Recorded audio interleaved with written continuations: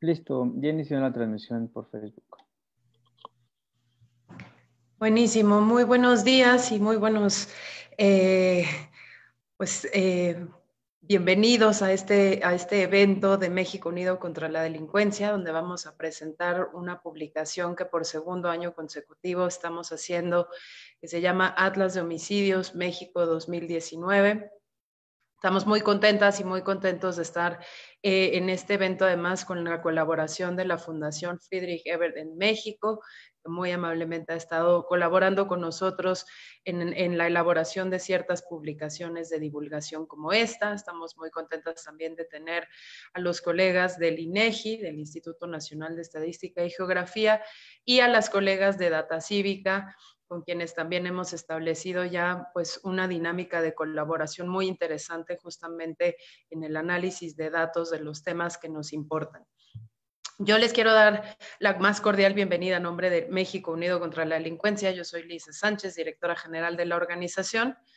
Recordarles únicamente que como nuestra organización lleva 20 años trabajando el tema de seguridad ciudadana y particularmente se ha concentrado en la atención y el análisis de políticas públicas de los delitos dolosos o que dejan víctimas, como puede ser justamente el homicidio, la extorsión, el secuestro, los delitos sexuales.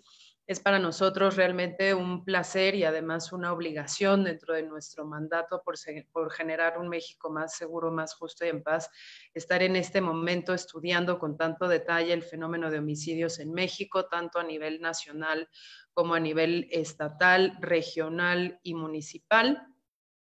El día de hoy vamos a tener un panel que tiene unos ponentes espectaculares. Básicamente nos vamos a concentrar en 5 momentos de esta sesión.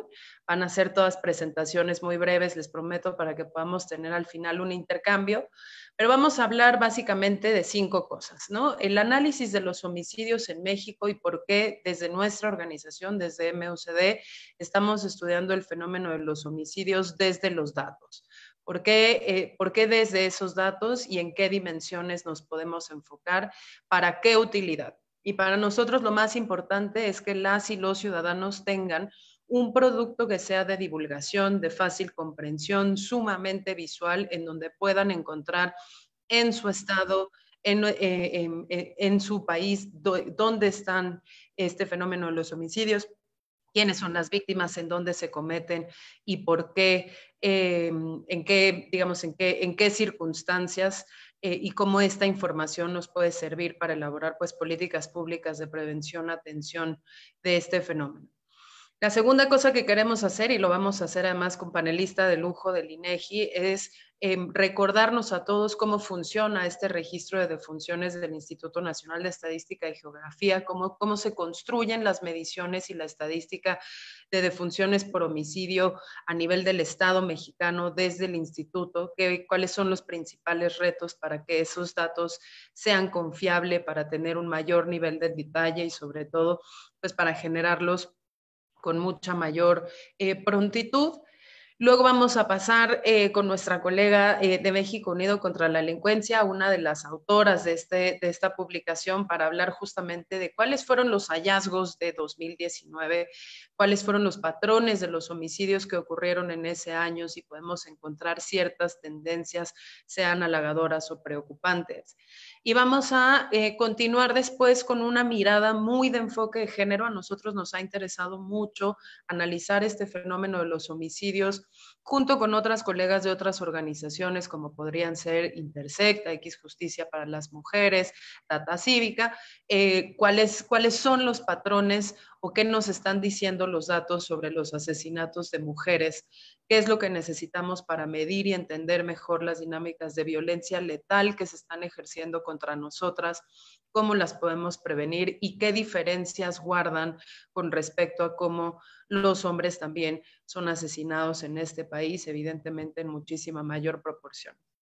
Y finalmente vamos a cerrar pues con una reflexión general sobre cuál es la coordinación interinstitucional que se necesita no solo a nivel de gobierno para poder entender el fenómeno de los homicidios y trabajar mejor en su prevención y en su erradicación en algún momento, pero también cuál es el papel justamente de la sociedad civil, de organizaciones como las que estamos aquí presentes, de profesionales como los que estamos aquí presentes, en la generación y sobre todo en la divulgación de conocimiento sobre este fenómeno y sobre las políticas públicas que nos podrían ayudar a gestionarlo de una manera pues más óptima para poder devolver la seguridad y la paz a México.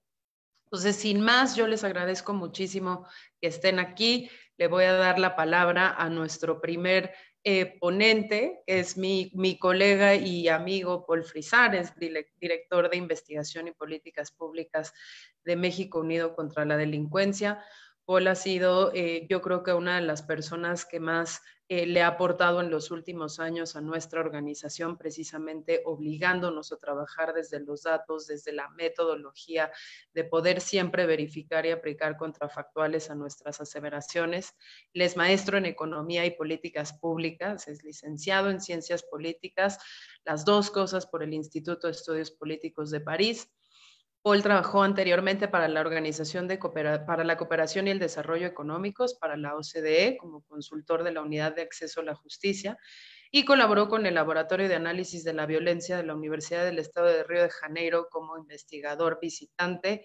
Desde hace varios años, Paul está colaborando con nosotros justo para hacernos mucho más evidence-based en nuestra organización y estamos felices de tenerte acá. Paul es el impulsor de esta publicación Atlas de Homicidios México 2019, que como les comentaba está ya en su segunda edición. Y él nos va a presentar efectivamente por qué estamos estudiando este fenómeno de los homicidios y por qué desde los datos, con qué enfoque decidimos salir este año. Paul, les recuerdo nada más a nuestros ponentes, tienen hasta 10 minutos para realizar sus intervenciones, de manera que al final podamos contar con preguntas y respuestas. Y sin más, bienvenidas, bienvenidos. Paul, 10 minutos para esta presentación. Buenos días a todas y todos. Antes que nada, un saludo caluroso a las y los panelistas que aceptaron compartir el espacio con nosotros el día de hoy, a nuestra querida moderadora y directora, y a quien nos está siguiendo a través del Facebook Live de México Unido contra la Delincuencia. Lisa, gracias por esta introducción. Me gustaría iniciar mi ponencia regresando al porqué de este estudio, es decir, por qué desde México contra la Delincuencia nos parece relevante estudiar el tema de los homicidios en México. Y empezaré por presentar brevemente algunos elementos de contexto. No es un secreto para nadie, México está atravesando por un momento de su historia en que los asesinatos de personas llegaron a niveles insoportables. Estamos hablando de casi 100 casos por día. Y esto ha puesto a la seguridad al centro de la agenda política y mediática, así como de las preocupaciones de las y los ciudadanos. De hecho, de acuerdo con la estadística criminal que sistematizan las Naciones Unidas, México se encuentra entre los países con mayores tasas de homicidio en el mundo, es decir, uno de los lugares en que los habitantes son más expuestos al riesgo de ser asesinados. Estos niveles de violencia no son nuevos y fueron alcanzados después de una primera fase de incremento de los homicidios entre 2008 y 2011, seguida por una segunda ola de 2015 a 2018, que apenas parece estabilizarse, aunque en niveles sumamente altos. Estamos hablando de más de 35,000 homicidios por año desde 2018. Asimismo, no es de sorprender que 67% de las y los mexicanos mayores de edad considere la seguridad, o más bien la falta de seguridad, como el tema que más les preocupa, por delante del desempleo, el aumento de precios o la salud. Esto de acuerdo con las últimas estimaciones del INEGI. En efecto, un homicidio no solamente representa la pérdida trágica de una vida humana, sino que también afecta a un círculo de personas cercanas a la víctima. Esto sin contar con los círculos de personas más lejanos o quienes ni siquiera conocieron a alguna víctima directa, pero cuya percepción de inseguridad y decisiones cotidianas son influenciadas por el entorno de violencia en el que viven. En este contexto, desde México Unido, consideramos que el primer paso para revertir los niveles de violencia letal por los que atraviesa el país es entender cuáles son sus dinámicas y qué tanto estas varían a través del territorio y en distintos grupos poblacionales, de forma que tengamos estrategias enfocadas y no un mismo modelo de seguridad aplicado en todo el país. Ya me dirán ustedes que estas dinámicas son bien conocidas por nuestras autoridades y en particular por las corporaciones de seguridad a nivel local. Sin embargo, esto no nos parece suficiente. En una democracia, las y los ciudadanos tenemos la posibilidad de no limitar nuestra participación a una jornada electoral y, por el contrario, de exigir resultados de nuestros gobernantes todos los días. En este sentido, el Atlas de Homicidios México 2019 es antes que todo un insumo dirigido a la ciudadanía, para tratar de desglosar y entender el fenómeno complejo y sumamente heterogéneo de la violencia letal en nuestro país desde una perspectiva cuantitativa. ¿Por qué hacerlo desde el análisis de datos? Cada homicidio es un universo de información en sí mismo. Podemos pensar en la víctima, el victimario, las trayectorias de vida de ambos, contextos sociales y políticos, o incluso las circunstancias mismas de la agresión, que hacen que cada caso sea singular. Sin embargo, desde una perspectiva de política pública y de exigencia de política pública, nos interesa entender, más allá de lo que distingue cada caso, si estos comparten algunas características de forma que reflejan problemáticas sociales comunes. El lugar en donde fueron cometidos, por ejemplo, características sociodemográficas de las víctimas, el tipo de arma utilizado, etc., son el tipo de información que nos permite detectar patrones, es decir, tipos de casos que comparten ciertas características y por lo tanto traducen fenómenos sociales violentos que podrían ser atendidos a través de políticas públicas. Si detectamos, por ejemplo, que en algún territorio del país la mayoría de los asesinatos son cometidos por familiares de la víctima dentro de la vivienda, estamos ante un contexto de violencia muy distinto al de otro en que la violencia se está ejerciendo en la vía pública, con armas de fuego de alto calibre. Estos dos tipos de circunstancias llevan al mismo desenlace, la pérdida de vidas humanas, pero las problemáticas sociales que propician este desenlace son distintas y exigen respuestas distintas de parte de las autoridades. En este sentido, el análisis de datos nos permite precisamente explorar algunas características de un gran número de homicidios, en el caso de nuestro estudio, los que ocurrieron en toda la República durante el año 2019, aunque por supuesto esto implica tomar distancia de las circunstancias propias a cada uno de estos casos. Habiendo dicho esto, la siguiente pregunta que nos planteamos fue en qué dimensiones enfocarnos. A partir de toda la información disponible sobre cada caso, ¿qué tipo de patrones buscamos entre los miles de homicidios ocurridos en México? En este aspecto quisiera mencionar dos estudios recientes que fueron inspiradores para nosotros a la hora de definir a través de qué prismas queríamos analizar la ocurrencia de los homicidios y que fueron producto del trabajo de instituciones que nos hicieron el placer de acompañarnos el día de hoy. Me refiero al INEGI y a Data Cívica.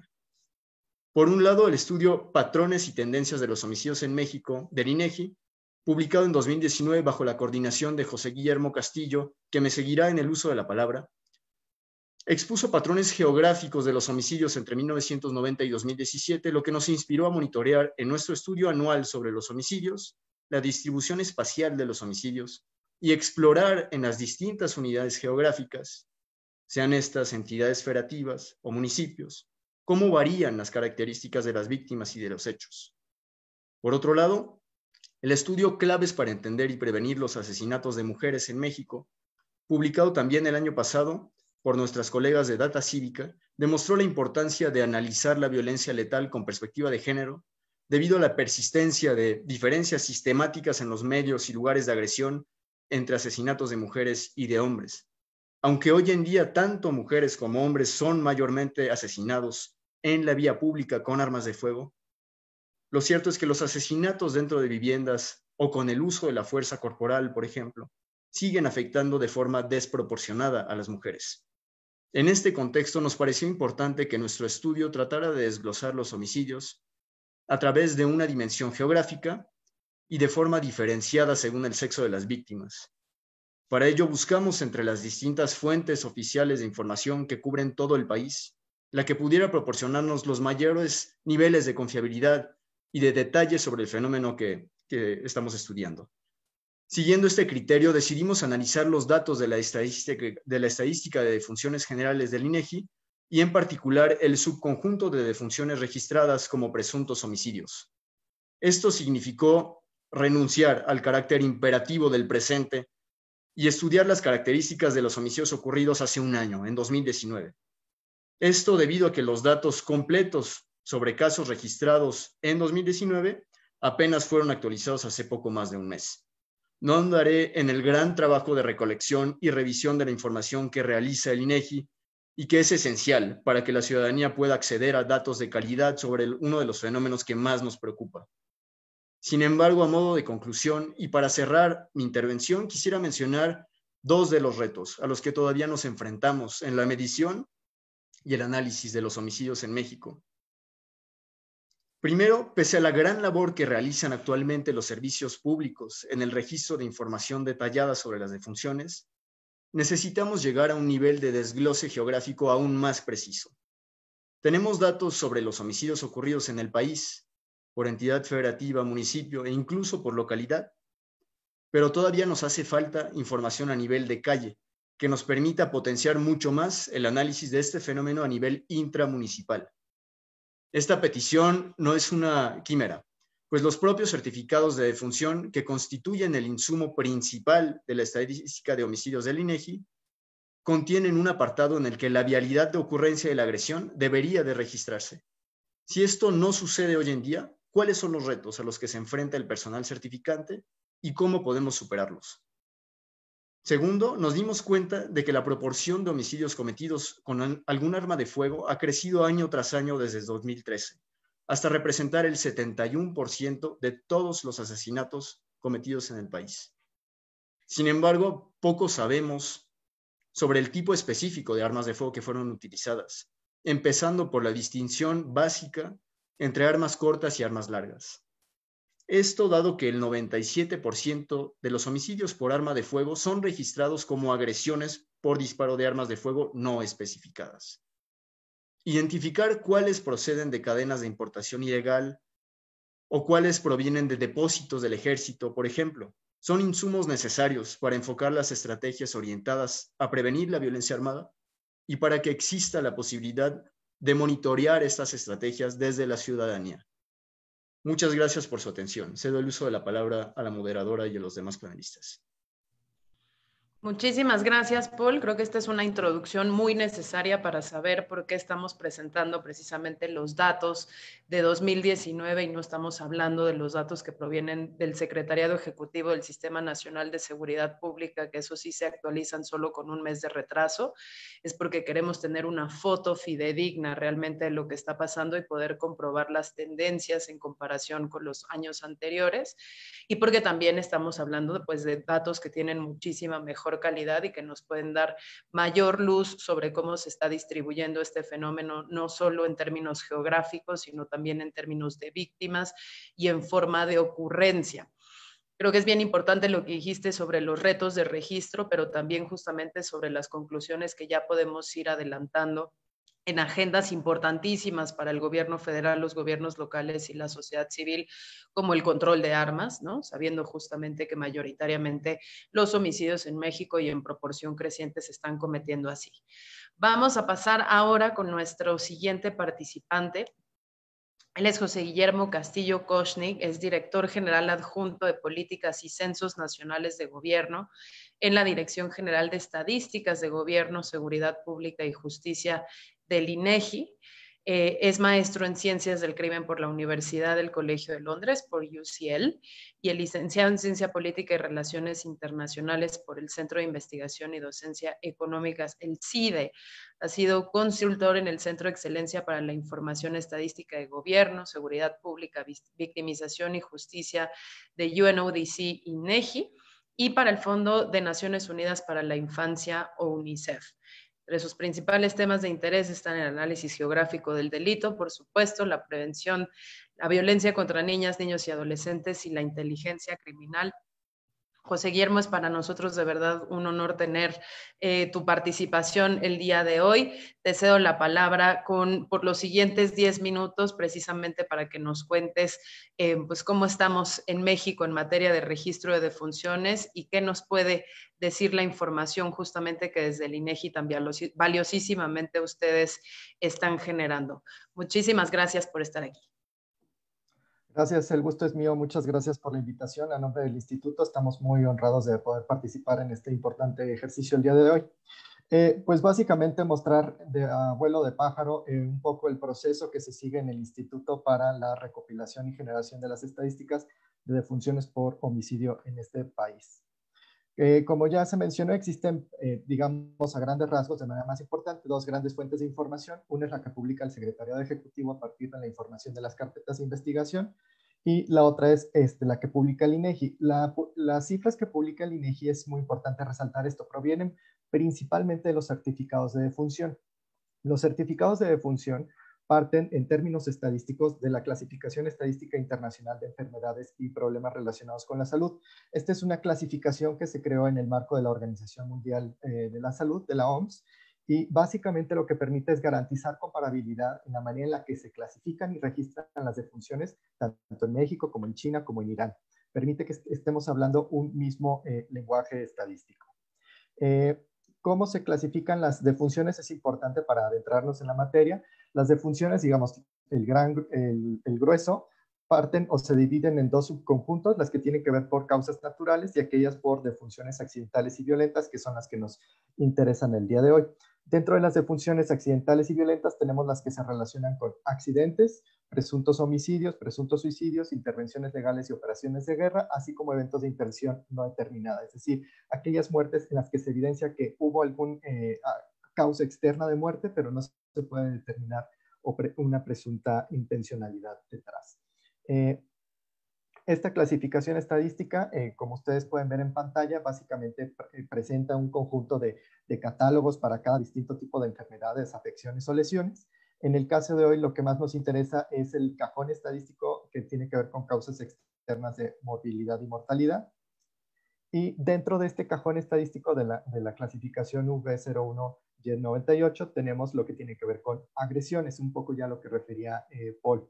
Que dentro de esta categoría tenemos 24 subcategorías relacionadas con la agresión que generó la defunción, según si fue desde con drogas, medicamentos, sustancias biológicas, con armas de fuego, cortas, largas, con algún objeto flamable, fuego, objeto cortante, o alguna agresión de tipo sexual con fuerza corporal, etcétera. Digamos, esto es básicamente lo que nos permite hacer la disección en el estudio de este tema. ¿Cuáles son las principales fuentes de información para el instituto? Tenemos tres principalmente: el Servicio Médico Forense o su equivalente en las entidades federativas, que son quienes emiten los certificados de defunción. Tenemos las oficialías del registro civil, que dan las actas de defunción con certificados de defunción. Y por último, las agencias del Ministerio Público o Procuraduría General de Justicia en las entidades federativas. Estos son, digamos, los tres grandes informantes con los que contamos al momento de hacer esta estadística. ¿Cómo está constituido el certificado de defunción? Es importante resaltar, este certificado está a cargo de la Secretaría de Salud y es la responsable del diseño, impresión, distribución y control de estos certificados, tanto en las unidades médicas como para el personal autorizado para el llenado de estos y quienes expiden estos certificados. Al final del día, el certificado de defunción se reparte en cuatro partes: los que corresponden a las propias secretarías de salud, la que corresponde al INEGI, la copia rosa, la copia azul para los registros civiles y la copia verde, que es para la persona que realizó la certificación de la defunción. ¿Cuáles son los elementos más importantes para lo que nos atañe el día de hoy? Dentro del certificado de defunción tenemos la sección 19, que tiene que ver con la causa de la defunción. Aquí este es donde la persona certificante registra la enfermedad, lesión o estado patológico que produjo la muerte.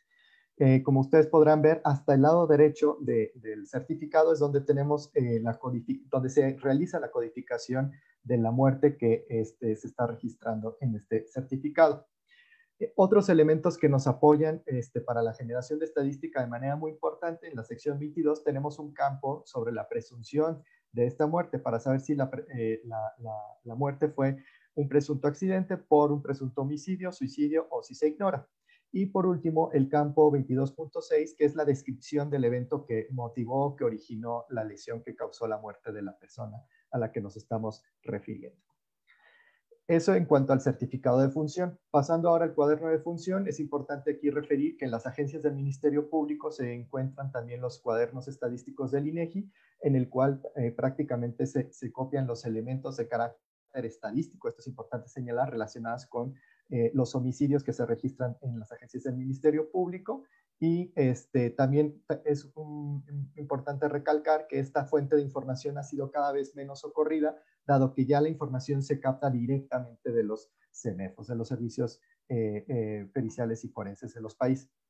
De las entidades federativas, perdón. ¿Cuál es el procedimiento que se realiza? Es importante aquí también, luego uno piensa, bueno, el INEGI es una institución grandota, sí, pero se subdivide.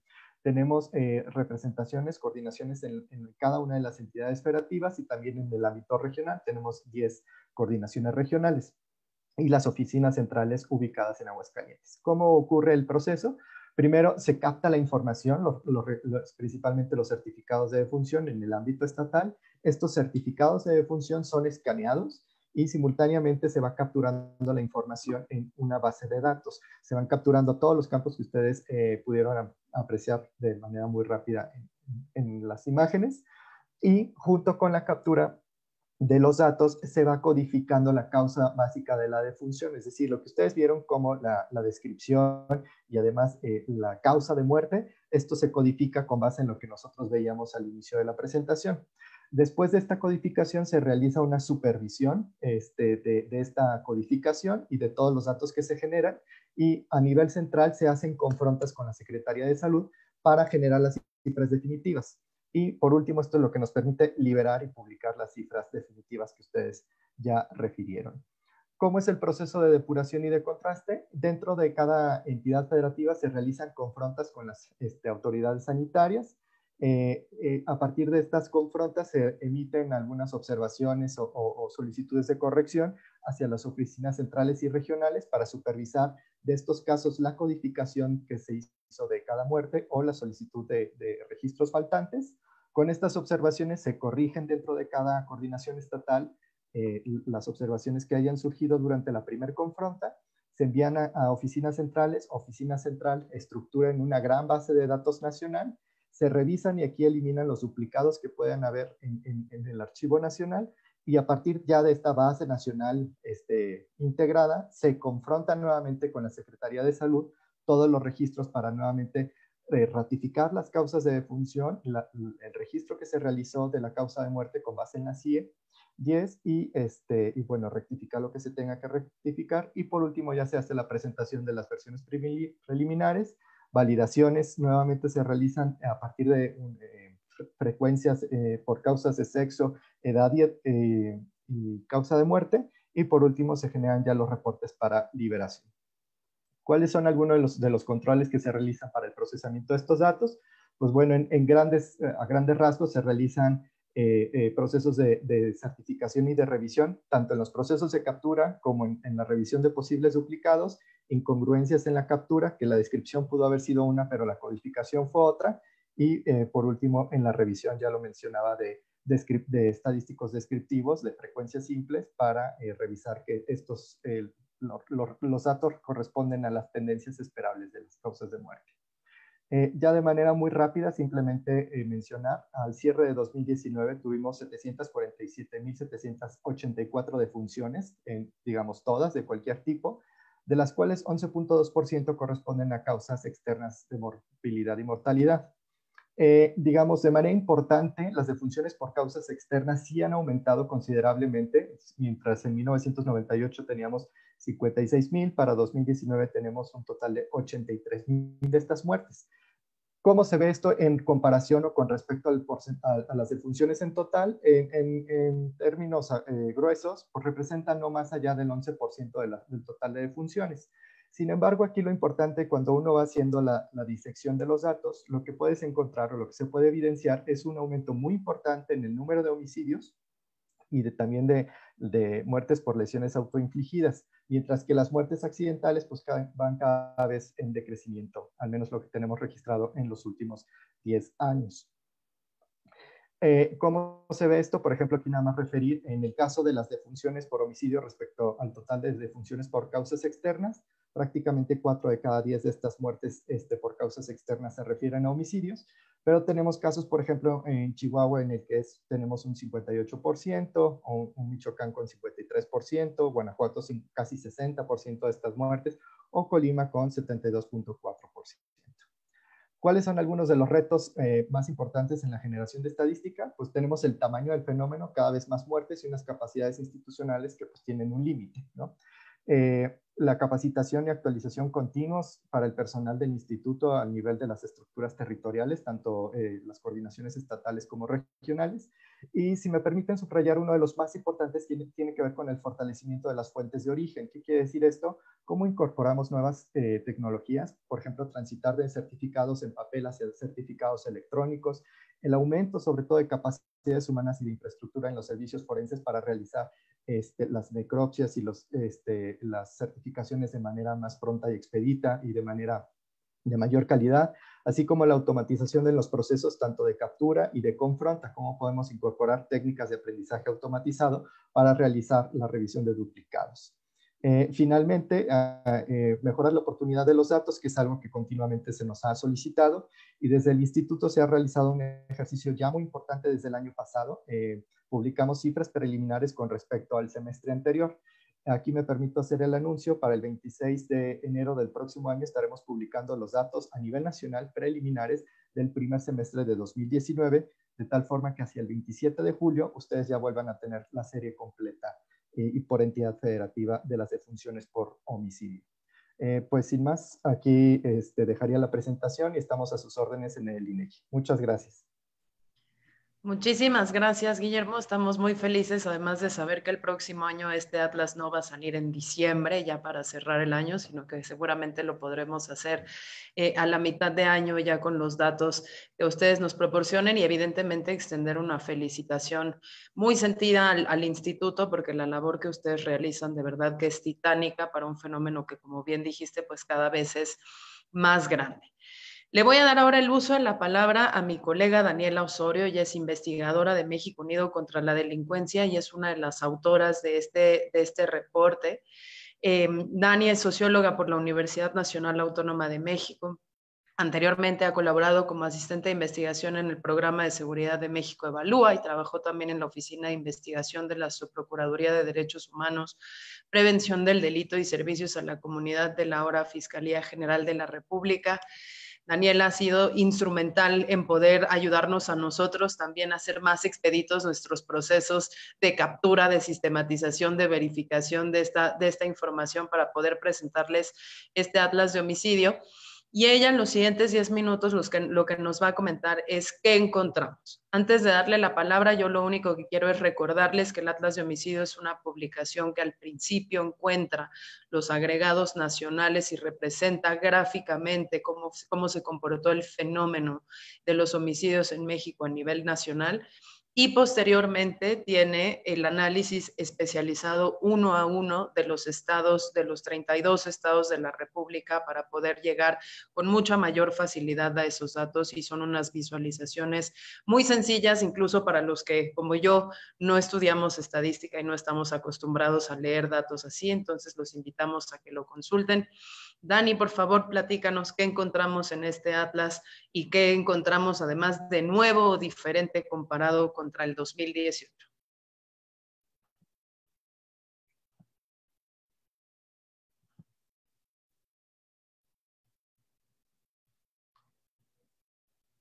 Dani, me parece que estás en silencio con tu micrófono.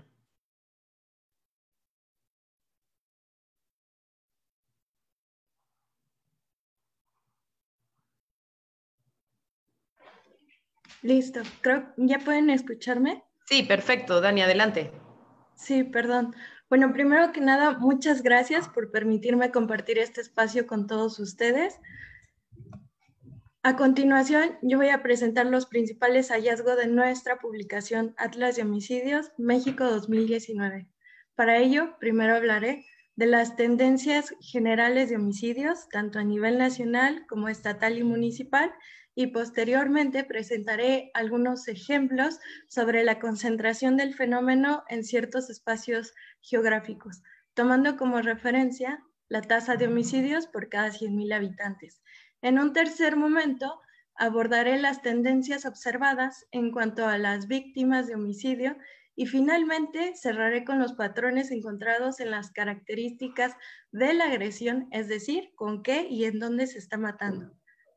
A nivel nacional, en México, en 2019 ocurrieron 35.506 homicidios, cifra que comparada con 2018 representa una disminución del 2%, aunque dicha reducción es consistente con la desaceleración en el crecimiento del fenómeno.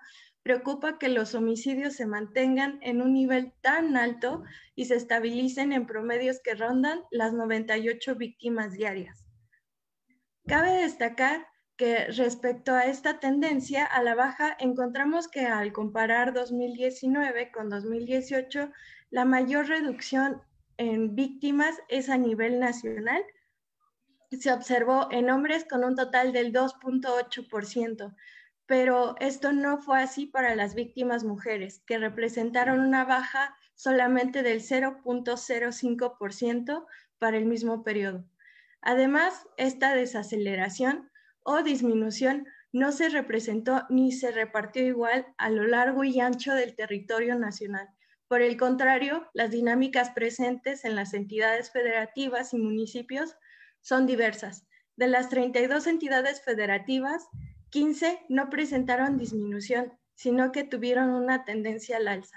Un claro ejemplo de esto fue Sonora, que tuvo un crecimiento porcentual más alto con 50% entre 2018 y 2019. En contraste, 17 entidades presentaron una alentadora disminución en sus cifras. Entre ellas destaca el caso de Baja California Sur, que fue el estado que tuvo la mayor disminución con un 53% al comparar con 2018. Ahora bien, pasando al segundo eje de análisis, ¿qué encontramos en materia de concentración geográfica de los homicidios? Primero, encontramos que de las 32 entidades, solo 5, Guanajuato, el Estado de México, Baja California, Chihuahua y Michoacán, concentraron el 41% del total de homicidios ocurridos en México en 2019. Segundo, encontramos variaciones en la concentración del fenómeno respecto a 2018, cuando Michoacán no entraba dentro de los estados más letales, estando en su lugar Jalisco, pese a que entonces también 5 entidades representaban el 41% de los homicidios. A nivel local, encontramos que de los 2.465 municipios a nivel nacional, solo en 1.616 se presentaron homicidios y entre estos, en 1.128 se registraron menos de 10 casos anuales.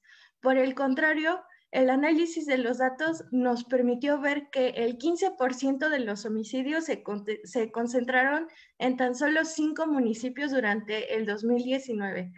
Siendo el municipio de Tijuana, por segundo año consecutivo, el más letal del país, con un total de 2.059 víctimas de homicidio.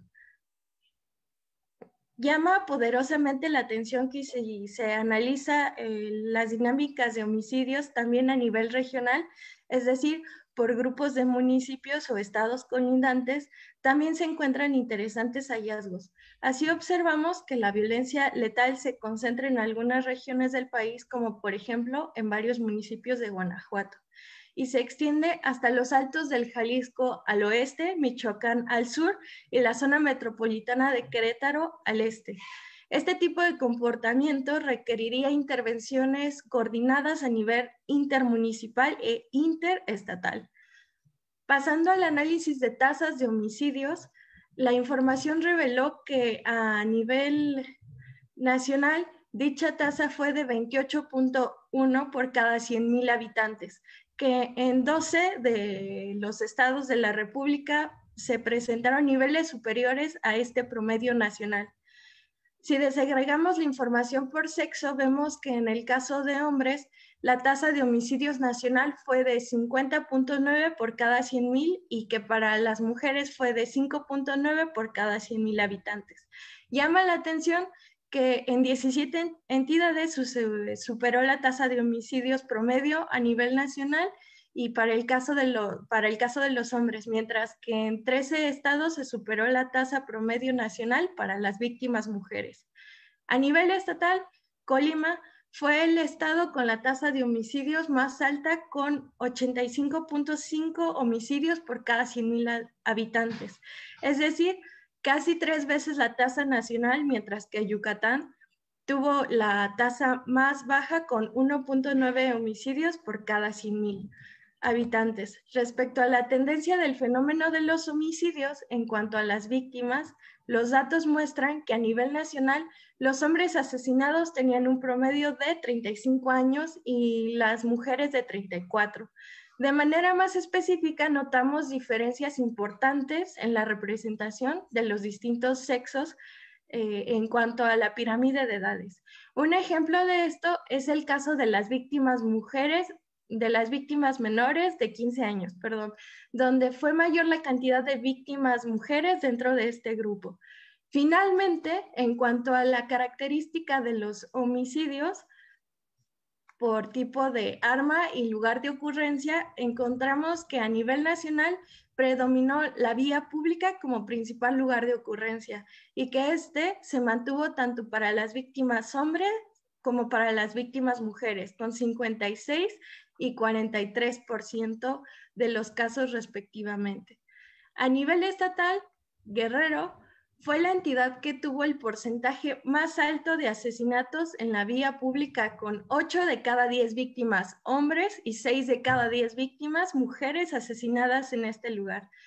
Destaca también que a nivel nacional las mujeres son asesinadas al interior de su vivienda en una proporción 2 veces más importante que para los hombres. En cuanto al medio de agresión, encontramos que a nivel nacional la mayor parte de los homicidios ocurrieron con arma de fuego y que esta preeminencia se observa tanto en hombres como en mujeres, con un 73.57% de los casos respectivamente.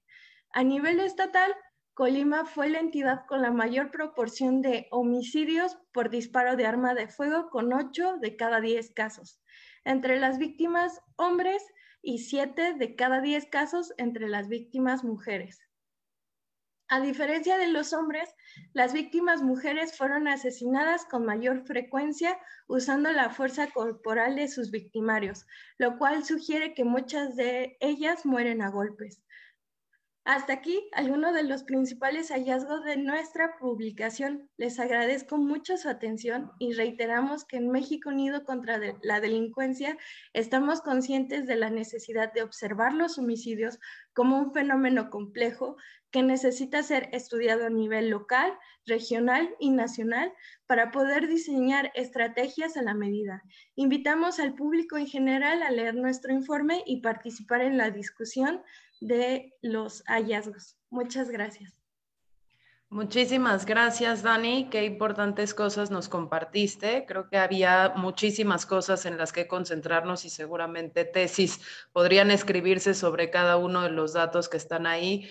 Me llama poderosísimamente la atención que estamos en tasas de homicidios que siguen siendo equivalentes a los años más álgidos de conflicto, este determinado combate frontal contra el crimen organizado. Me llama muchísimo la atención que 5 estados de la República siguen concentrando 41% de los homicidios y poderosísimamente la atención que 5 municipios concentran el 15% de totalidad de violencia letal que se presenta en el país en el año. Y bueno, evidentemente, y para eso tenemos a nuestra siguiente panelista, a Georgina.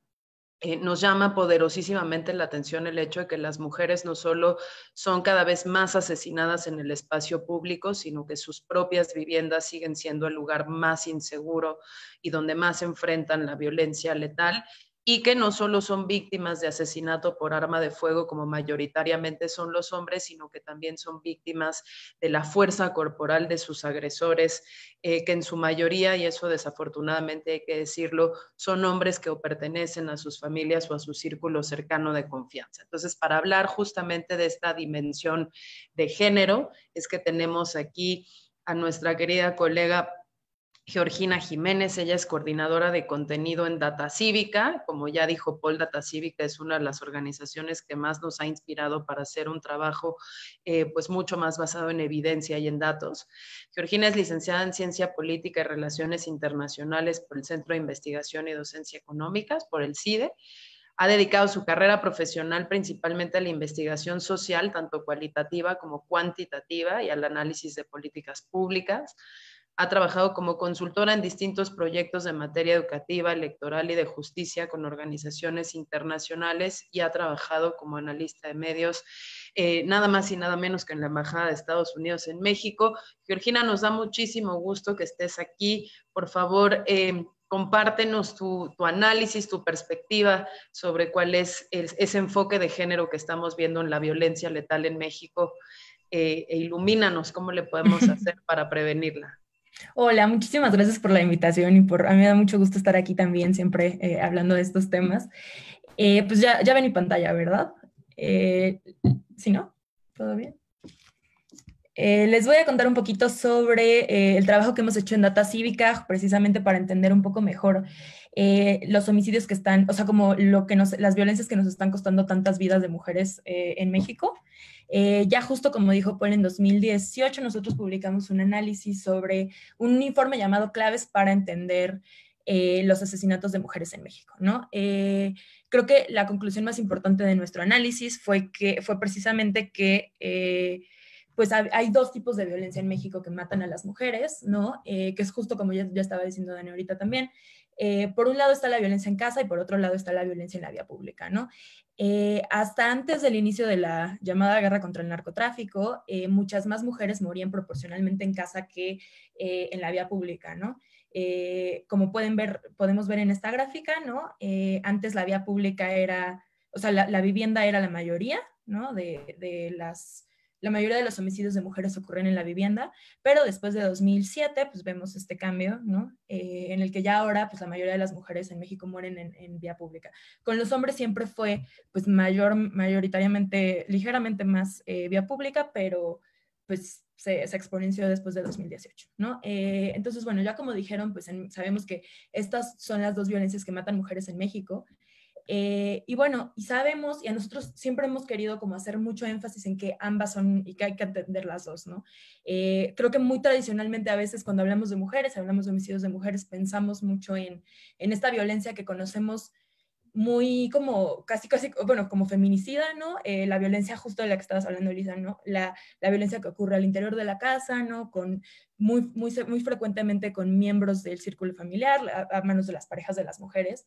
Pero la verdad es que el gran aumento que hemos visto en México en los homicidios de mujeres se debe mucho más a los homicidios que han ocurrido en la vía pública, que ocurren principalmente con arma de fuego, ya como decían, ¿no? Y que además tienen como víctimas mucho más a mujeres jóvenes, ¿no? Sabemos que la mayoría de estos homicidios se concentran en mujeres de 18 a 34 años, ¿no? Y con los hombres más o menos ocurre lo mismo, ¿no?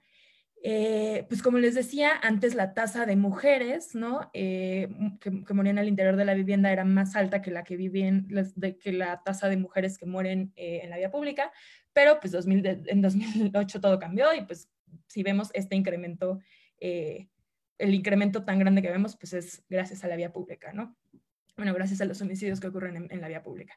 Pero bueno, más allá de eso, que ya un poco lo platicaron ustedes, yo les venía a contar un poco sobre todo lo que nos falta saber para entender mejor estas violencias y para atacarlas mejor, ¿no? Y creo que, bueno, esta gráfica también nos muestra que esta violencia, estos homicidios de mujeres con arma de fuego son lo que han como potenciado este aumento que tanto hemos escuchado en todos lados sobre las 10 mujeres que asesinan en México al día, etcétera. Pues estos asesinatos son mayoritariamente en la vía pública con arma de fuego, ¿no? Entonces, bueno, yo les venía a contar eso, ¿no? ¿Qué es lo que nos falta saber para atender y entender mucho mejor estas violencias? Y creo que creo que lo primero que yo tendría que decirles, que creo que valdría la pena que dijéramos, es que en México realmente no sabemos cuántos feminicidios hay, ¿no? Los feminicidios son, como ustedes saben, una categoría jurídica, ¿no? No son una categoría estadística, y eso nos impide y nos complica muchísimo conocer cuántos feminicidios están ocurriendo en México. Son muchas las razones por las que no lo podemos saber, y una de las principales es que, como ustedes saben, pues hay muchos códigos penales en México y cada estado define feminicidio distinto, ¿no? Entonces, cuando nosotros vemos que un estado está clasificando muchos feminicidios, muchas veces lo que está pasando es que los jueces están empezando a perseguir lo que antes perseguían como homicidios como feminicidio, ¿no? Y no es que esto sea malo, ¿no? Al contrario, puede que sea muy bueno que por fin estemos dándonos cuenta de que algo puede ser un feminicidio, pero eso puede no estar pasando en los demás estados, ¿no? Entonces es muy complicado comparar, ¿no? Es muy complicado decir, pues en Nuevo León hay muchísimos feminicidios, porque más bien lo que puede estar pasando es que esos jueces sean más proclives a clasificar algo como feminicidio, ¿no? Y lo podemos ver aquí. A mí me gusta muchísimo esta gráfica porque creo que refleja muy bien ese tema. Cuando vemos, por ejemplo, la tasa de homicidios en Nuevo León, ¿no? De mujeres, y aquí esto es sumado feminicidio y homicidio doloso, vamos a ver que la tasa es más o menos, o sea, subió tantito, ¿no? 3.2. Pero cuando vemos cuántos feminicidios hay en Nuevo León, en este mismo periodo vamos a ver que de pronto ya casi todos los homicidios de mujeres, ¿no? El rojo es feminicidio, el negro es homicidio doloso, eran feminicidios, ¿no? Entonces, ahí no es que estamos teniendo nuevos asesinatos de mujeres que son feminicidios, porque no estamos viendo un aumento en el total de asesinatos, ¿no? Lo que estamos viendo más bien es esta reclasificación. Entonces, en ese sentido es muy complicado entender, ¿no? Sobre esta primera violencia de la que les hablaba, ¿no? Esta violencia como tradicional en casa, que sabemos que nos ha quitado tantas vidas de tantas mujeres, pues es muy complicado saber realmente cuántas vidas nos está costando, ¿no? Por un lado por esto, pero también y me voy justo, y creo que lo siguiente que habría de decir es el tema de los datos del INEGI, ¿no? Los datos del INEGI nos permiten saber dónde mueren las mujeres, pero no nos permiten saber más detalles más allá de la causa de función, ¿no? Entonces, ¿qué implica eso, no? Que cuando una mujer es asesinada y violada, ¿no? Que como ustedes saben, mucho el abuso sexual es una de las causales para considerarlo un feminicidio. En el INEGI eso no aparece, ¿no? Si una mujer es asesinada de un balazo y además es violada, lo único que voy a saber yo con la base del INEGI es que fue asesinada por un balazo, ¿no? Entonces eso me impide saber las condiciones en las que murieron las mujeres y como entender mucho más de las razones de género que pueden rodar sus homicidios, ¿no? Creo que en los datos del INEGI esto es una de las cosas clave que nos impide saber y entender mucho mejor esta violencia como tradicional feminicida, ¿no? Y digo entre comillas porque, pues bueno, no, habría que discutir si la violencia en la vía pública no es también feminicida y no es, ¿no? Y no tiene un componente de género, etcétera, ¿no? Pero pensando mucho en al menos como esta forma tradicional en la que mataban a las mujeres desde hace muchos años, pues esto nos impide conocer eso, ¿no? No tener más detalles más allá de la causa de función. Otra cosa es la variable de la violencia familiar, ¿no?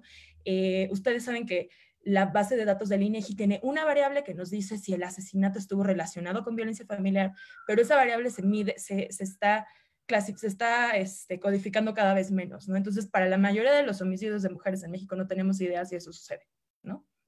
Y bueno, además de estos temas como tan específicos de los homicidios, creo que también habría que entender que todavía sabemos muy poquito, ¿no? A pesar de que esta es una violencia que conocemos desde hace mucho, que deberíamos ya tener muy estudiada, realmente tenemos muy poca evidencia de cómo es que opera esta violencia, ¿no? Como la violencia que viven las mujeres al interior de casa, ¿no? De entrada no tenemos mucha información sobre cómo es que escala la violencia, si es que escala, ¿no? Ustedes habrán visto seguramente, y todos lo hemos visto, el violentómetro, ¿no? Todo el mundo nos dice que la violencia empieza con algo ligero, que va creciendo, ¿no? Pero realmente no tenemos mucha evidencia porque no sabemos cuántas de las mujeres que fueron asesinadas en casa vivieron qué tipos de violencias antes, ¿no? Y no tenemos forma de saberlo, ¿no? O sea, tenemos la INDIRE, ¿no? Que mide algunos de estos datos, como ustedes saben, ¿no? Violencia económica, violencia física, etcétera, pero pues no tenemos forma de vincular eso con las mujeres que sí son víctimas de un asesinato al interior del hogar, ¿no? Y tampoco, y aunque tenemos algunas pistas sobre a quién afecta más proporcionalmente, todavía no hay muchas cosas que aún no sabemos, ¿no? Sabemos, por ejemplo, que las mujeres con más escolaridad reportan más violencia emocional y violencia psicológica, mientras que las mujeres con menos escolaridad reportan más violencia física, por ejemplo, ¿no? Esto según le diré. Pero de nuevo todavía nos falta entender mucho de estos detalles de cómo opera esta violencia, de cómo avanza, de si siempre va acompañada de otros tipos de violencia, etcétera, ¿no? Y sobre todo si esto sí siempre termina en violencia letal, ¿no? Y otro de los temas que yo creo que es súper crucial, ¿no? Que realmente en Data Cívica nuestro sueño es que tuviéramos un sistema que nos permitiera como traquear a las mujeres, ¿no? Como decir, esta mujer, no sé, ¿no? Le pegó el esposo y fue fue a InMujeres o fue al DIF a pedir ayuda, ¿no?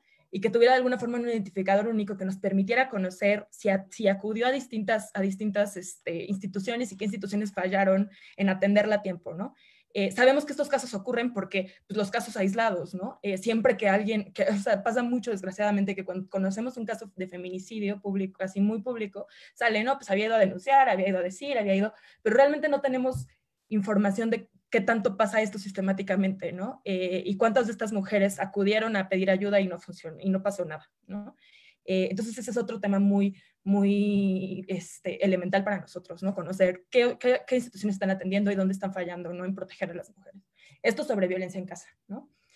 Y bueno, sobre violencia en la vía pública, creo que ese es otro súper tema del que también todavía nos falta conocer muchísimo, ¿no? De entrada, creo que una cosa muy importante es, de nuevo, ¿no? Como no tenemos más detalles sobre el asesinato, además de la causa de defunción, no podemos saber cuántos de los asesinatos que ocurren en vía pública podrían ser considerados feminicidios, ¿no? Por cosas como, pues, que si la mujer fue abusada sexual, de nuevo, ¿no? Si ustedes saben que también cosas como mutilaciones o exposición del cuerpo, ¿no? Esas cosas se consideran, pues sí, como que se ligan a un tema de género en el asesinato, pero eso tampoco lo sabemos, ¿no? Entonces, como que no podemos tampoco saber cómo esta violencia en la vía pública que ha pues, cobrado tantas vidas hasta ahora es distinta con las mujeres de esa forma, ¿no? Y cómo sus cuerpos pueden ser tratados de forma distinta en un asesinato en la vía pública que los de los hombres, ¿no? Entonces, de entrada eso. Luego, sabemos, Intersecta hizo hace poquito un informe sobre, por ejemplo, el efecto de los enfrentamientos de Fuerzas Armadas en los homicidios de mujeres, ¿no? Pero la verdad es que tampoco entendemos mucho sobre la lógica de los enfrentamientos, ¿no? Como por qué se concentran tanto en Tamaulipas, por qué no ocurren en otras partes, ¿no? Y cómo eso está afectando específicamente a los homicidios de mujeres, ¿no? Y por último, yo creo que un tema que nos hace muchísima falta explorar es eso, ¿no? Como cómo el hecho de ser mujer repercute en las formas en las que son asesinadas las mujeres en la vía pública, ¿no? En general.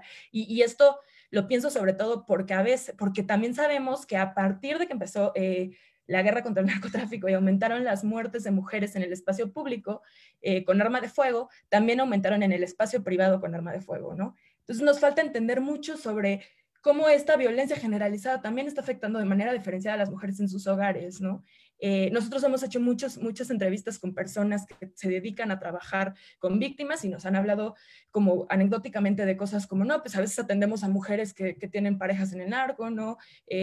Mujeres que tienen parejas que tienen un arma en casa, ¿no? Y eso cambia totalmente la dinámica al interior del hogar, ¿no? Y como la violencia escala mucho más rápidamente, etcétera. Pero realmente no tenemos información como cuantitativa al respecto más que como este tipo de testimonios, ¿no? Y bueno, creo que sobre esos dos temas, sobre estos dos tipos de violencia sería lo más importante, pero además creo que también valdría la pena resaltar que también los datos del INEGI, nosotros también somos súper fans del INEGI en Data Cívica, pero también les hace falta como, bueno, hay algunos temas de interseccionalidad que no sabemos y que también habría que conocer para entender mejor cómo mueren las mujeres en México, ¿no? Una cosa que nos pasó hace poco fue que estábamos haciendo una investigación justo sobre armas y género y yo entrevisté a una activista trans y ella me decía, no, yo creo que las mujeres trans que mueren mucho más por violencia, por arma de fuego que las personas gays que son asesinadas, ¿no? En crímenes de odio, ¿no? Y ella decía, bueno, yo creo que tiene mucho que ver con que muchas de las mujeres trans que mueren trabajan en calle, entonces son mucho más vulnerables a la violencia en la vía pública, ¿no? Y sí, ¿no? Yo hice una gráfica, por ejemplo, aquí con la base de datos de Letra S, que es una organización que trabaja en contra de la homofobia, como ustedes saben, y es cómo fueron con qué armas fueron los crímenes de odio, se realizaron los crímenes de odio, ¿no? Y sí, efectivamente, las personas trans murieron 56% con arma de fuego, mientras personas homosexuales 23%, ¿no? Entonces, como ese tipo de cosas, de entender también no solo cómo afecta a las mujeres, sino cómo afecta a mujeres trans, a mujeres lesbianas, ¿no? Es información que aún no tenemos y que valdría muchísimo la pena explorar. Sabemos que es un reto porque también es un tema como cómo capturas en el acta de función la identidad sexual de alguien, ¿no? Si no tienes a sus familiares o algo así, ¿no? pero pues ese es otro tema, o personas con discapacidad, por ejemplo, ¿no? Como ese tipo de información sobre no solo mujeres, sino como distintos grupos en situación de vulnerabilidad del interior de las mismas mujeres, creo que es otra cosa que nos falta entender para entender mejor la violencia letal contra las mujeres en México. Y bueno, creo que eso sería todo. Muchas gracias. Ay, muchísimas gracias a ti como por esta reflexión y sobre todo por recordarnos justamente que para tener un análisis completo de este tema, pues hay perspectivas que se cruzan, ¿no? Este tema, el enfoque de interseccionalidad, en donde nos tiene que importar mucho más allá del sexo, pues también cuáles son las condiciones socioeconómicas, culturales, de identidad de género, etcétera, de las personas que están siendo víctimas de homicidio para poderlo entender. Yo respecto hasta aquí, respecto a las intervenciones que hemos escuchado, diría dos cosas. Uno, ¿cuál es la utilidad de estos ejercicios? Es decir, invitamos a Data Cívica, invitamos al INEGI, nosotros mismos estamos como México Unido contra la Delincuencia metidos en el análisis y en la divulgación y en el procesamiento, en el dibujo, ¿no? De estas fotos de los homicidios a partir de datos oficiales, y sí podemos encontrar grandes contribuciones en estas publicaciones. Por ejemplo, sí sabemos hoy en día que hay 13 estados de la República que tendrían que tener realmente un plan estratégico de reducción de homicidios para el caso de las mujeres, porque superan la tasa nacional promedio de víctimas mujeres, y en sus entidades se está presentando este fenómeno del que hablaba Georgina, cada vez más mujeres asesinadas por arma de fuego en la vía pública y al interior de sus hogares. Para el caso de los hombres es evidente que lo que necesitamos hacer también son políticas muy focalizadas, porque si hablamos de tasas por cada 100,000 habitantes, pues el asesinato de hombres es 10 veces más grande que el de las mujeres, aunque tiene causas muchísimo más definidas, quizás por el tipo de actividad en el que, o el tipo de circunstancias en el que se da. También sabemos y tenemos datos poderosísimos sobre el comportamiento, la distribución de sexos en las pirámides de edad, y una de las cosas que debería preocuparnos muchísimo es que las mujeres estamos sobre representadas en la barra de edad de niñas y adolescentes asesinadas que son menores de 15 años, donde la mayor cantidad de esas víctimas de homicidio en menores de 15 años son mujeres, y tendríamos que estar pensando realmente cómo hacer esa conectividad entre las políticas públicas, ya no solo de atención de la violencia de género, entendida desde ese enfoque tradicional de relaciones de pareja, cuestiones intrafamiliares, violencia de ese estilo, porque ya no son necesariamente solo, digamos, las mujeres mayores que ya iniciaron una vida en pareja, sino están siendo niñas y adolescentes ultimadas en proporciones muchísimo más grandes que sus pares niños u hombres adolescentes.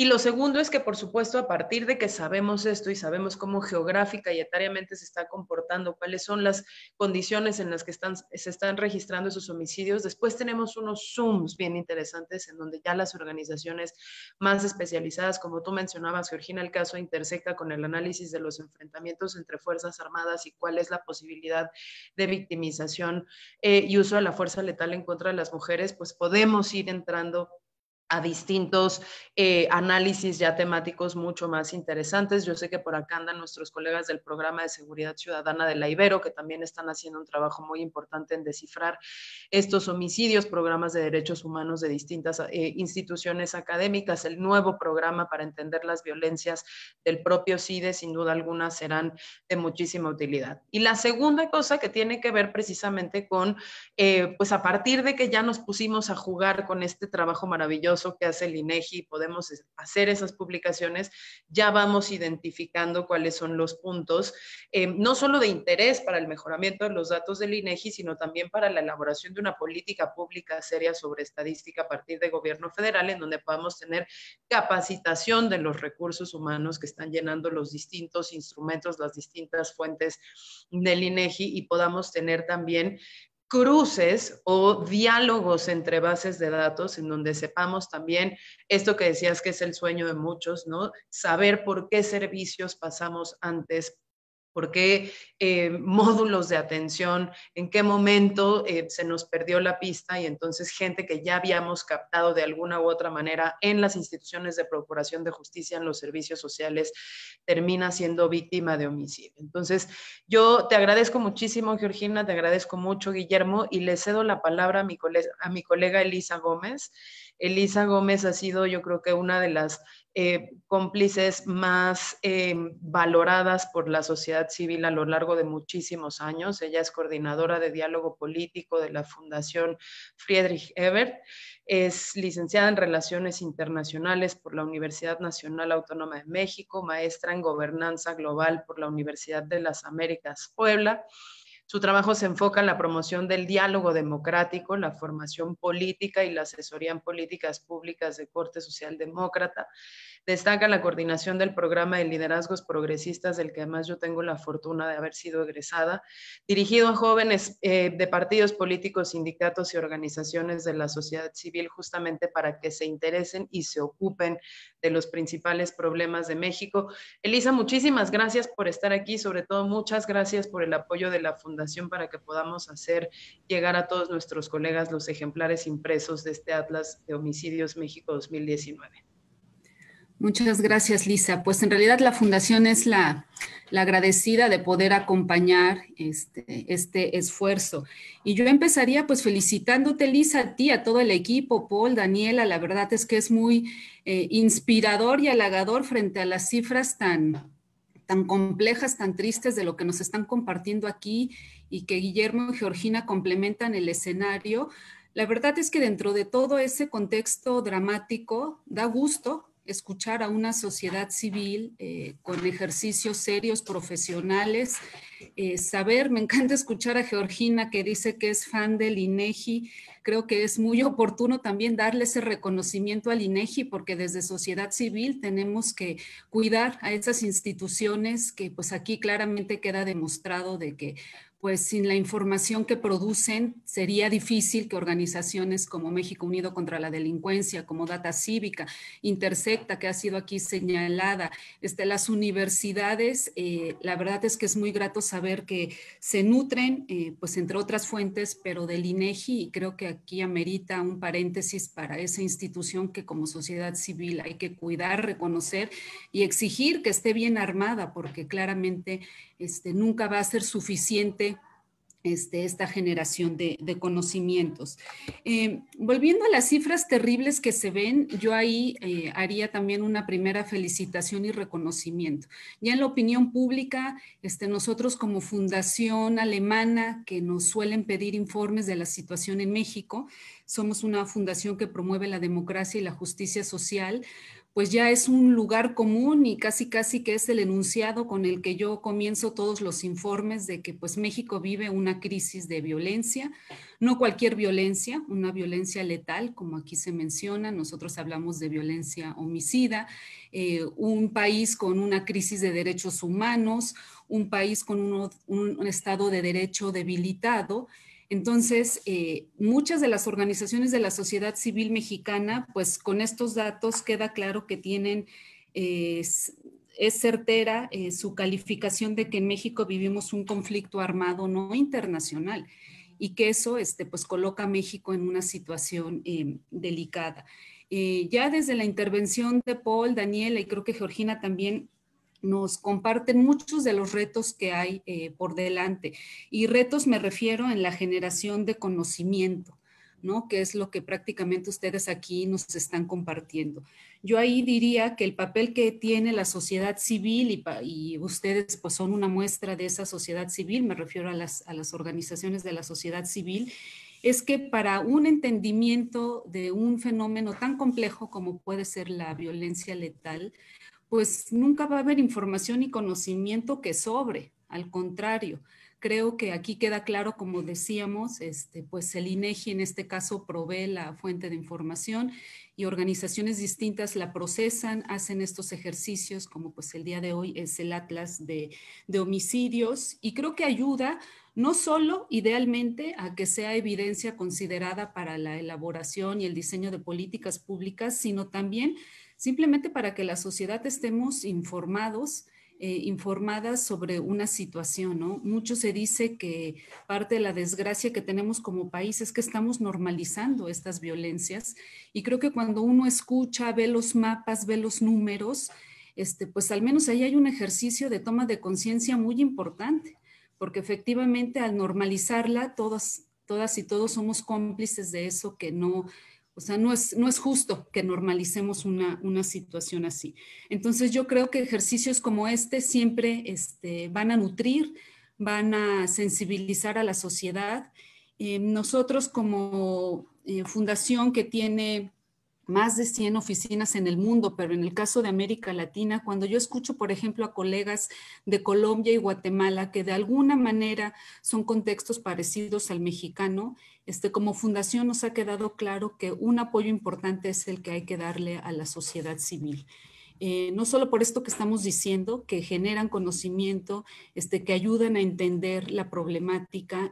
Para nosotros la sociedad civil también es un actor de cambio, y creo que es importante también reconocer y cuidar a esa sociedad civil movilizada, informada, profesionalizada, que ayuda a presionar en el buen sentido al gobierno, a los tomadores de decisiones, para tener esto como prioridad. Por ahí ya alguien de ustedes decía que pues sí, la opinión pública es una prioridad, pero si uno ve cómo ha estado en aumento estas violencias, aunque no en todo el país, también eso es importante, como Lisa lo recordaba ahorita, está bien identificada, ¿no? Entonces, eso la verdad es que da aliento en el sentido de que ahí está la información, y de alguna manera sería relativamente fácil que los gobiernos de esos estados, o sea, las cifras que nos compartía Daniela de Colima, realmente estremecen.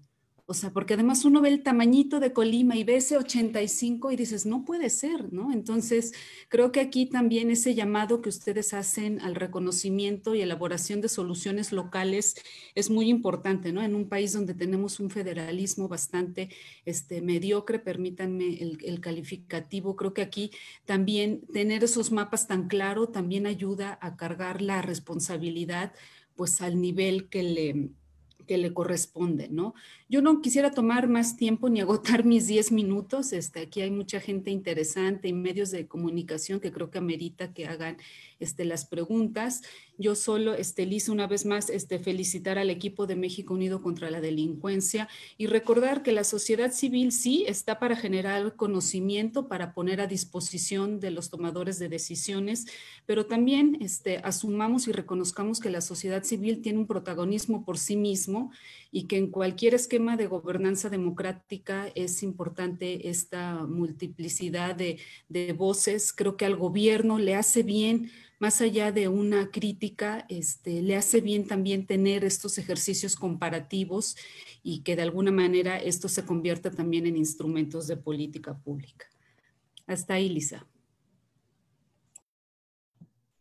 Muchísimas gracias, Elisa. Mientras estamos compilando las preguntas de quien las tenga, le voy a pedir a mi colega Ulises, director de comunicación de México Unido, nos comparta en el chat el link, y si pueden nos comparta la pantalla para que ustedes vean cómo acceder al reporte de manera electrónica desde la página de México Unido contra la Delincuencia, y podamos tomarnos 2 segunditos para enseñarles más o menos cómo está compuesto. Entonces, si quieren, lo puedo hacer yo de una vez para que ya no nos tardemos más tiempo.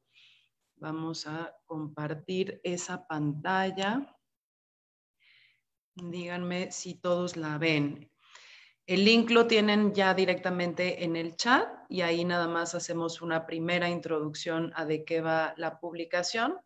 La publicación se ve exactamente así, y una vez que ustedes entran a esto, va la página directamente al informe, y la única cosa que yo me quiero permitir hacer en este momento es justo enseñarles esta estructura de la que hablaba hace un par de intervenciones, ¿no? Como primero tenemos el concentrado de los datos nacionales, y cómo después vamos haciendo pues ese recorrido estado por estado, con unos mapas que lo que nos permiten ver también pues son las distribuciones municipales de lo que hablaba Paul. Tenemos, bueno, evidentemente como todo, una ficha metodológica, pero déjenme llegar a los mapas para que podamos ver justamente lo fácil que es visualizar la información que estamos concentrando aquí.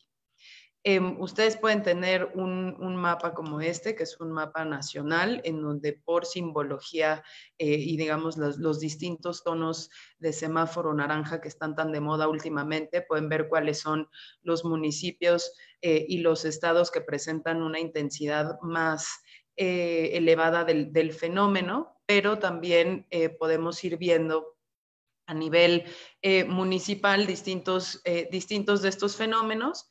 Tenemos el agregado de los datos de la República Mexicana, perdón que me fui un poquito rápido, en términos de tasas, división de sexos, hombres, mujeres, en qué espacios se dieron estos homicidios. Tenemos justamente los comparativos entre los estados y aquí abajo justamente pues están ya las fichas estado por estado. El estado, su distribución regional del fenómeno de homicidios, los municipios que más lo representaron, las tasas por hombres y mujeres, los lugares de ocurrencia de estos homicidios, justamente para que ahí se pudiera, y evidentemente pues una serie del tiempo para ir viendo cómo esto se ha comportado, si sube o baja, y una explicación estado por estado. Ese es el tipo de información que quisimos dar para que las personas pudieran identificar los datos de una manera muy sencilla y creemos amigable. Evidentemente vamos a estar muy listos a su retroalimentación en caso de que podamos también nosotros mismos mejorar nuestra publicación. Entonces, bueno, sin más, ahora sí, yo le doy la palabra a Ulises, que es quien nos va a compartir las preguntas de los medios de comunicación. Y si me pueden, yo voy a dejar de compartir pantalla en un segundo que encuentre cómo. Gracias, Lisa. Bueno, tenemos por acá a Fernando Velázquez de Noticieros en Línea y Periódico Correo de Guanajuato. Fernando, si puedes presentarte y ayudarnos a compartir tu audio y video para que podamos escuchar tu pregunta. Buenos días, ¿me escuchan? Sí. Serían nada más 3 preguntas. Bueno, antes que nada, felicitarlos por este trabajo y en el caso particular de Guanajuato, precisamente a partir de estos estudios que han realizado periódicamente, ¿tienen alguna hipótesis de por qué Guanajuato se ha convertido prácticamente de la noche a la mañana desde el 2018 en el epicentro de la violencia homicida en México? Y también, si me podrían compartir si han encontrado patrones recurrentes justamente en los homicidios que han ocurrido en este estado. Gracias. Buenísimo. ¿Podemos juntar un par de preguntas para no tardarnos muchísimo más? Claro, sí, también tenemos, bueno, nos preguntan desde la transmisión en Facebook, Víctor Raúl Ramírez, de Grupo IMER, si podemos o a qué se debe conocer que a partir de 2008 se incrementó de manera tan importante el número de homicidios de mujeres en la vía pública. Esa es otra pregunta. Y bueno, también invitamos a los medios que tenemos aquí en el panel, a MBS, Milenio y Televisa, si nos hacen llegar sus preguntas para que las podamos responder. Paul, ¿quieres comenzar? Sí, con mucho gusto. Mira, si me lo permiten, para responder a la pregunta sobre Guanajuato, y voy a compartirles mi pantalla para enseñarles de una vez la infografía que elaboramos sobre este estado en particular.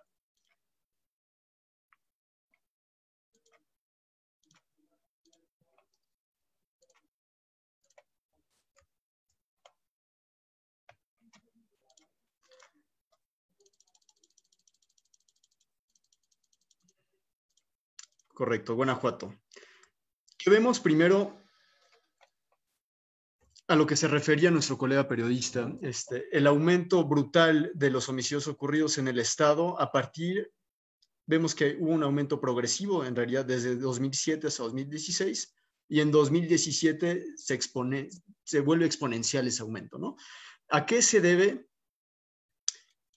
Hay varias hipótesis sobre, pues, la violencia que ocurre en la vía pública por diferentes tipos de actores armados que pues entran en conflicto. No entraré en este espacio sobre si estos actores armados responden a lógicas que tienen que ver con el narcotráfico, porque en realidad pues observamos muchos estudios etnográficos, nos han dado evidencia sobre la multiplicidad de factores que a nivel muy local propician esa generación de violencia.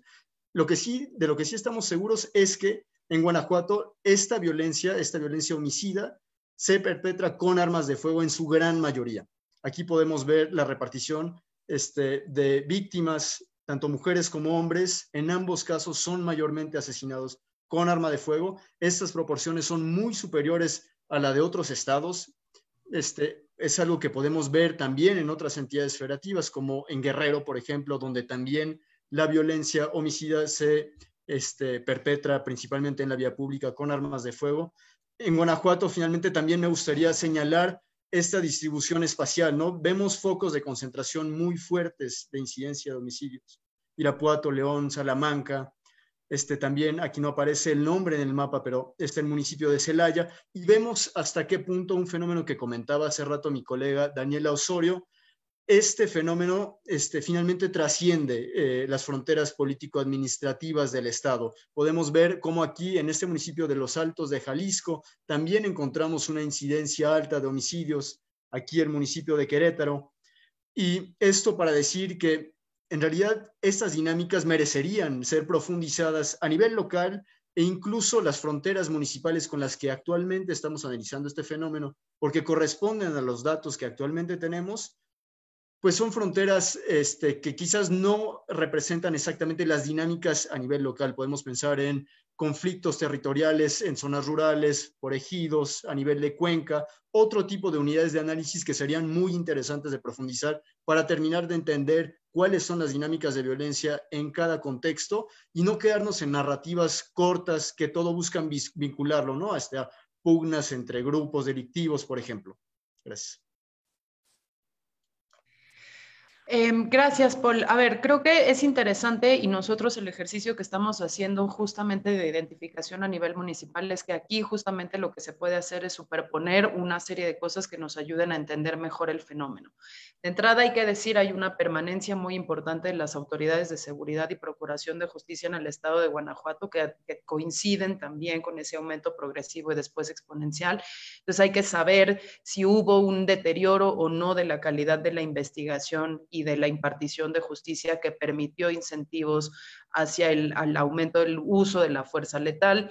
Cabe también la hipótesis de conflictos, como ya adelantaba Paul, de carácter territorial rural, pero también evidentemente hay una presencia de grupos de crimen organizado que es innegable que se han ido trasladando de la zona de Jalisco y Michoacán hacia otras zonas del estado y que también tienen coincidencia con un aumento de otro fenómeno que es el fenómeno extorsivo. Entonces no podemos decir esto se debe a un grupo y a una actividad delictiva, sino más bien a una multiplicidad de factores, pero la bonanza, digamos, de estos mapas es que si nosotros superponemos ahí líneas de ductos estratégicos, por ejemplo, de energéticos, si superponemos ahí presencia de organizaciones criminales, si superponemos ahí también tasas de impunidad por unidad administrativa de cada una de las fiscalías, pues a lo mejor podemos encontrar que todo junto genera una especie de tormenta perfecta para que el homicidio pueda florecer ahí por muchísimas causas. Lo mismo que decía Paul, si ponemos ahí también, si geolocalizamos los conflictos territoriales, nos podemos dar cuenta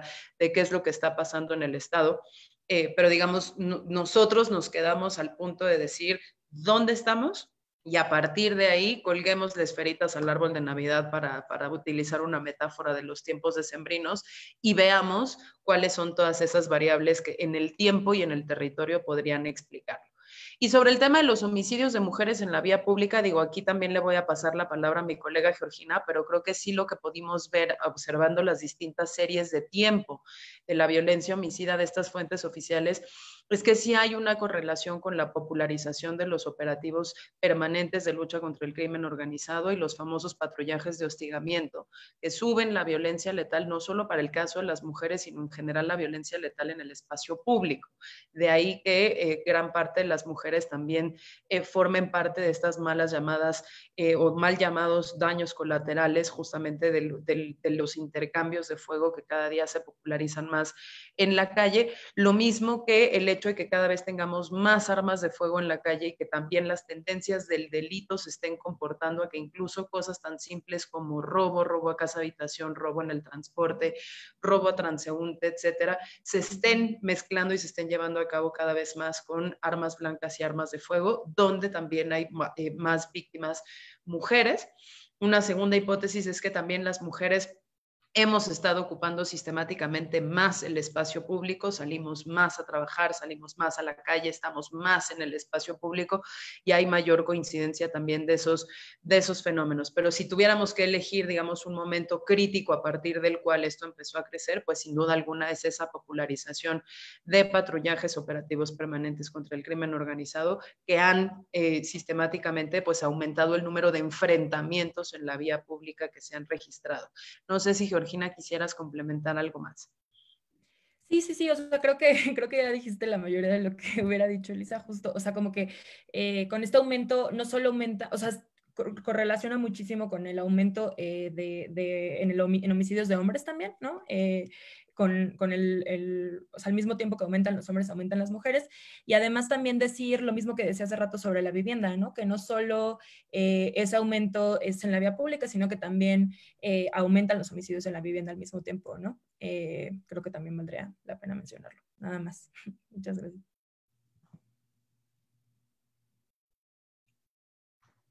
Listísimo. No sé si tuviéramos alguna otra.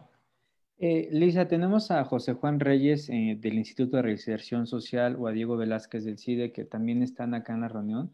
Entonces, no sé si quieran hacernos alguna pregunta, José Juan o Diego, o algún medio también más de los que les he hecho la solicitud, o quieren compartirnos alguna otra pregunta.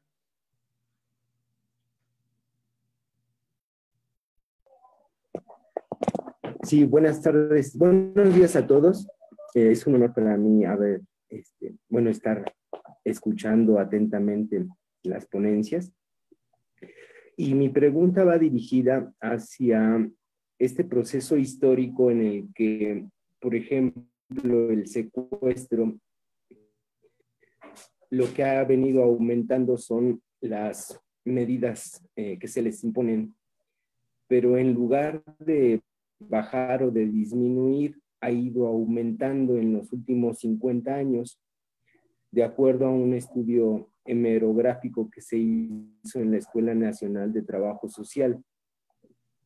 Mi pregunta es, en el caso de este atlas de violencia, ¿se pretende que haya un cambio en estas medidas que se imponen a las personas, a los delincuentes?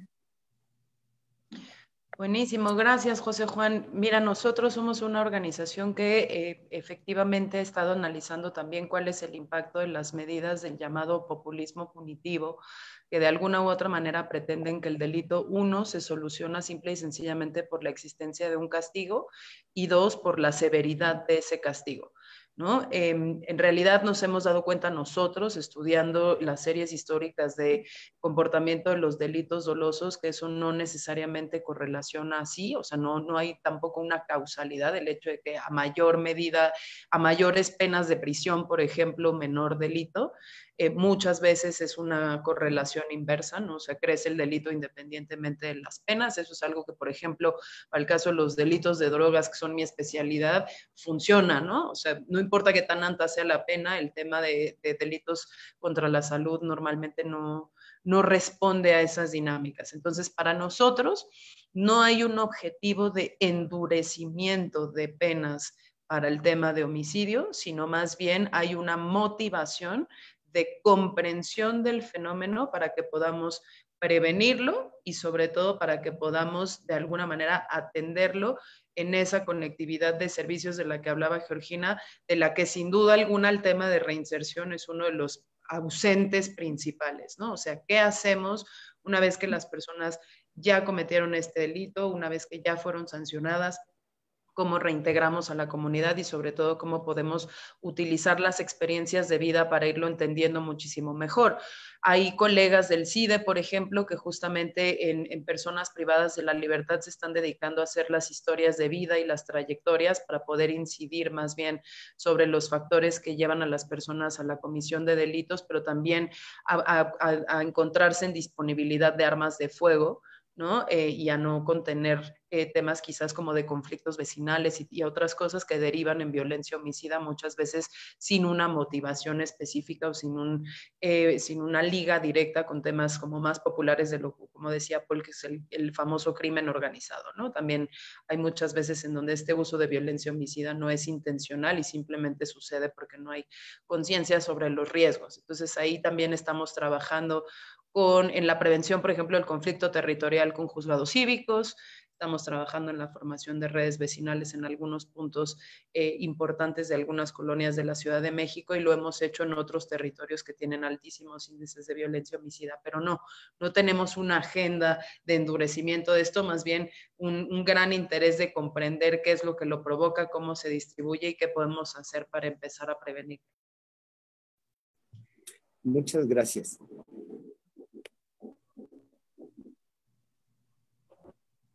Gracias. Lisa, no tenemos más preguntas por parte de los medios. Buenísimo, pues somos tan perfectos que logramos hacer esto en 90 minutos. Yo les agradezco muchísimo a todas y a todos los que nos acompañaron, a nuestros queridos ponentes. Muchas gracias por su tiempo, por leernos, por estar aquí esta mañana. A mis colegas y autores, felicidades. Este es el segundo año que está disponible esta publicación y ojalá nos sea a todas y a todos de ayuda para seguir entendiendo el fenómeno y trabajar para disminuirlo. Muchísimas gracias. Tengan todos muy buenos días. Hasta luego. Gracias y Buenos días a felicidades. todas y todos. Hasta pronto. Felicidades. Bye.